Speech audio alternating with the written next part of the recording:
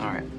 Professor Chomsky, Noam, you outlined a model with filters that propaganda is sent through on its way to the public. Can you briefly outline those?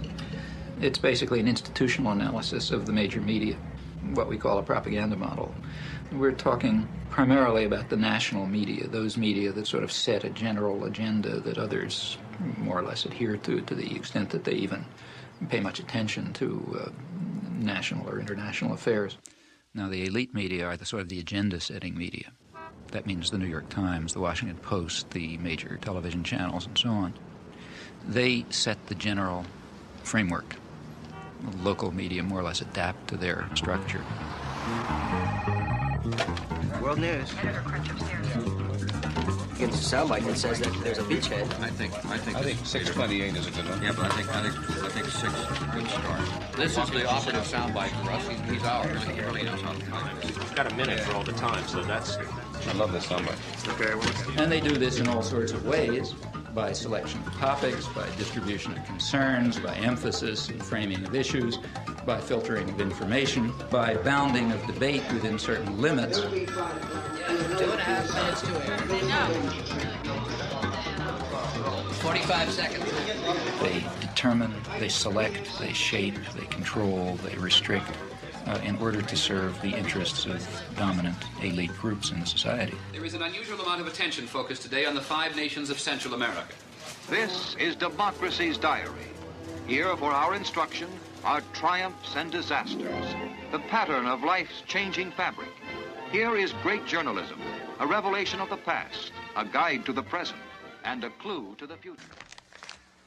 The New York Times is certainly the most important newspaper in the United States, and one could argue the most important newspaper in the world.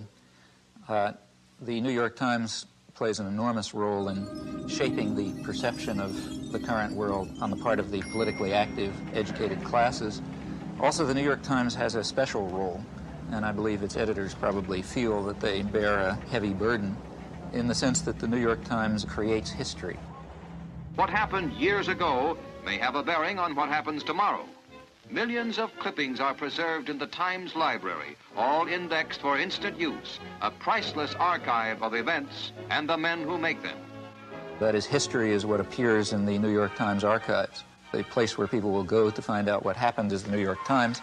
Therefore, it's extremely important, if history is going to be shaped in an appropriate way, that certain things appear, certain things not appear, certain questions be asked, other questions be ignored, and that issues be framed in a particular fashion. Now, in whose interests is the history being so shaped? Well, I think that's not very difficult to answer. Now, to eliminate confusion, all of this has nothing to do with liberal or conservative bias. According to the propaganda model, both liberal and conservative wings of the media, whatever those terms are supposed to mean, fall within the same framework of assumptions. In fact, if the system functions well, it ought to have a liberal bias, or at least appear to, because if it appears to have a liberal bias, that will serve to bound thought even more effectively. In other words, if the press is indeed adversarial and liberal and all these bad things, then how can I go beyond it? They're already so extreme in their opposition to power that to go beyond it would be to take off from the planet. So therefore, it must be that the presuppositions that are accepted in the liberal media are sacrosanct, can't go beyond them. And a well-functioning system would in fact have a bias of that kind. The media would then serve to say, in effect, thus far and no further. We ask, what would you expect of those media on just relatively uncontroversial, guided free market assumptions? And when you look at them, you find a number of major factors entering into determining what their products are. These are what we call the filters. So one of them, for example, is ownership. Who owns them? The major agenda-setting media, after all, what are they? As institutions in the society, what are they? Well, in the first place, they are major corporations, in fact, huge corporations. Furthermore, they're integrated with and sometimes owned by even larger corporations, conglomerates, so for example, by Westinghouse and GE and so on.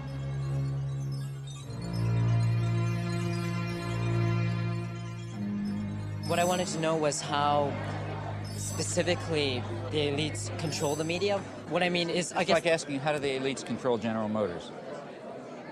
Well, why isn't that a question? I mean, General Motors is an institution of the elites. They don't have to control it. They own it.